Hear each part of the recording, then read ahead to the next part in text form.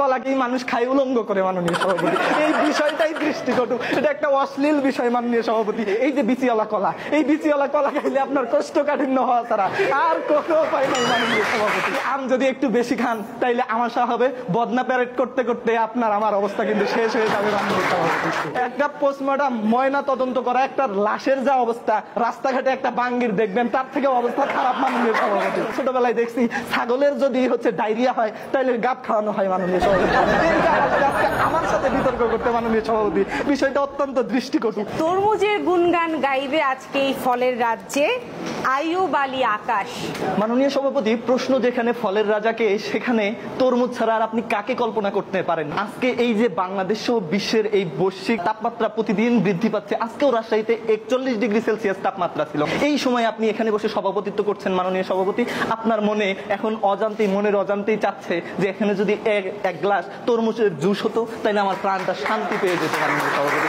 এক টুকরো লাল টুকটুকে তরমুজের জন্য আপনি নিশ্চয়ই অপেক্ষা করছেন। এমন পরিস্থিতিতে যদি আজকে জীবনানন্দ দাশ থাকতেন, তখন হয়তো তিনি বলতেন আমাকে 2 দণ্ড শান্তি দিয়েছিল বরিশালের তরমুজ। মাননীয় সভাপতি, মাননীয় সভাপতি, আজকে আমাদের যে কাঁঠালাপাই একটু আগে বলে গেলেন, আসেন আগে তার বিষয়টাই দেখি। কথাই আছে প্রীতি কাঁঠালের আটা লাগলে ছোটে না। এই কাঁঠালের আটা যদি আপনার শরীরে বা কোথাও লাগে, সরিষার তেল দিয়ে ঘষাঘষি ছাড়া জীবনে এই কাঁঠালের আটা ছাড়বে না মাননীয় সভাপতি।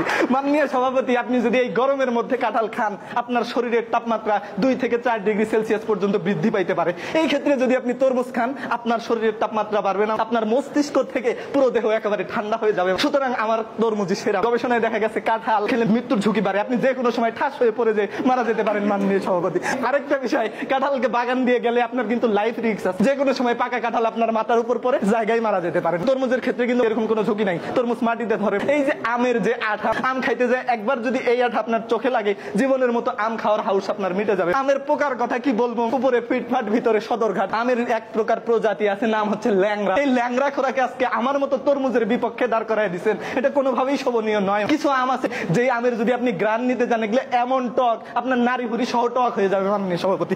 এইরকম একটা টকের বিপরীতে আমার মতো সুমিষ্ট তরমুজকে দাঁড় করিয়ে দেওয়া যুক্তিসঙ্গত নয় বলেই আমি মনে করি মাননীয় সভাপতি। মাননীয় সভাপতি, আম যদি একটু বেশি খান তাইলে আমাশা হবে, বদনা প্যারেড করতে করতে আপনার আমার অবস্থা কিন্তু শেষ হয়ে যাবে মাননীয় সভাপতি।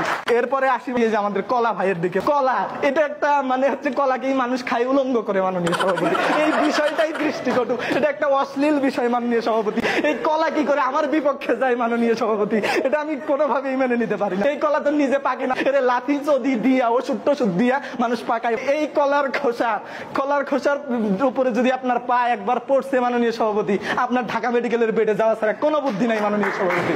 আর আপনি কিন্তু তরমুজের খোসাটাও ফেলতে হয় না, বর্তমানে তরমুজের খোসা দিয়েও তরকারি রান্না করে খাওয়া যায়। এই যে কলার গাছ একবার মাত্র কলা দেয়, বাকি সময় এটা জঞ্জাল, এটা আবর্জনা হিসাবেই থাকে। কলা যে জমিতে চাষ হয় সেই জমির উর্বরতা নষ্ট হয়ে যায়, কিন্তু আমার তরমুজের ক্ষেত্রে এরকম কোনো ঝুঁকি নাই। আর কলার বিচিতে, এই যে বিচিওয়ালা কলা, এই বিচিওয়ালা কলা খাইলে আপনার কোষ্ঠকাঠিন্য হওয়া ছাড়া আর কোনো উপায় নাই মাননীয় সভাপতি। আর আজকে তরমুজের বিচির কথা বলে গেছেন আমাদের আপু। তরমুজের বিচিতে থাকে অ্যান্টিঅক্সিডেন্ট, যেটা খাইলে আপনার হৃদরোগের ঝুঁকি থেকে উচ্চ রক্তচাপের ঝুঁকি সবই কমে যাবে মাননীয় সভাপতি। তরমুজের বিচির সমালোচনা করে লাভ নাই। এরপরে আসি হচ্ছে আমাদের এই যে বাঙ্গি আপার কাছে। কথাই আছে বাঙ্গি খেতে বালুর মতো। আপনাকে যদি এক গ্লাসে সাদা পানি আর এক গ্লাসে যদি বালুর শরবত দেওয়া হয়, আপনি কোনটা যে বাঙ্গির শরবত আর কোনটা সাদা পানি আপনি কিছুই বুঝতে পারবেন না, কারণ স্বাদই নাই মাননীয় সভাপতি। একটা পোস্টমর্টম ময়না তদন্ত করা একটা লাশের যা অবস্থা, রাস্তাঘাটে একটা বাঙ্গির দেখবেন তার থেকে অবস্থা খারাপ মাননীয় সভাপতি।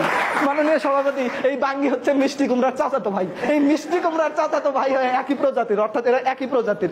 এই মিষ্টি কুমড়ার চাচাতো ভাই হয়ে আমার মতো সুমিষ্ট তরমুজের সাথে এনারা কি করে আসে? আর মাননীয় সভাপতি, গাবের কথা কি বলবো, এই যে গাব, কলা, বাঙ্গি, এরা কি ফলের মধ্যে আসলেও পরে মাননীয় সভাপতি? এগুলো কিন্তু আমি গাবের নামই কোনোদিন শোনেন নাই। এই যে ভাই আমাদের গাবের পক্ষ হয়ে আসছে, তিনি জীবনে কোনোদিন গাব খাইছে কিনা আমার সন্দেহ। ছোটবেলায় দেখছি ছাগলের যদি ডায়রিয়া হয় তাহলে গাব খাওয়ানো হয় মাননীয় সভাপতি। আমার সাথে বিতর্ক করতে মাননীয় সভাপতি, বিষয়টা অত্যন্ত দৃষ্টিকটু। এই যে বাঙ্গি, গাব, কলা, এরা তো কোনো ফলের মধ্যেই পড়ে না। আর এই যে আমাদের আম আর কাঁঠালকে যদিও ফলের শ্রেণীতে একটু অন্তর্ভুক্ত করতে পারেন, কিন্তু আমার সাথে এরা কোনোভাবেই যায় না। এই যে দেখেন আজকে তরমুজ, জাপানের হোক্কাইদো শহরতে এক প্রকার তরমুজ হয় যার নাম হচ্ছে ডেনসুকি তরমুজ। এই তরমুজ 1 কেজি বিক্রি হয় $600, 1 কেজির দাম $600। সারা পৃথিবী জুড়েই আমার খ্যাতি। আমি শুধু বাংলাদেশে না, বহির্বিশ্বেও আমার একটা ভাবমূর্তি আছে। মধ্যপ্রাচ্যের শেখদের যদি আপনি তরমুজ উপহার দেন, দেন, তারা যে কি খুশি হবে মাননীয় সভাপতি। যে আমার সারা বিশ্বেই একটা ভাবমূর্তি আছে এইরকম, এই যে কাঁঠাল যারা হচ্ছে গ্রামে 5 টাকা 10 টাকা দিয়ে পাওয়া যায়, মানুষ খায় না, এ বাড়িটা ওই বাড়ি ঢেলাইয়া দেয়। এই যে বাঙ্গি যারে তো এই যে পোস্টমর্টমের রুগী বললাম, এই যে কলা তো ভাই কি আর বলবো, উলঙ্গ করে খায়। এই যে আম পোকাওয়ালা আম, এই যে অপরিচিত বাঙ্গি, এদের সাথে আমার মতো সুমিষ্ট পরিচিত তরমুজকে কোনোভাবে কি তুলনা করা যায় মাননীয় সভাপতি? তরমুজ যে সেরা, শুধু এখানে নয়, এখানে স্বীকৃতি পেলে আমি আশা করি ভবিষ্যতে আন্তর্জাতিক পর্যায়েও আমরা স্বীকৃতি পাবো। তরমুজকেই ফলের রাজা হিসাবে স্বীকৃতি দেন, সেই দাবি জানিয়ে বিদায় নিচ্ছি।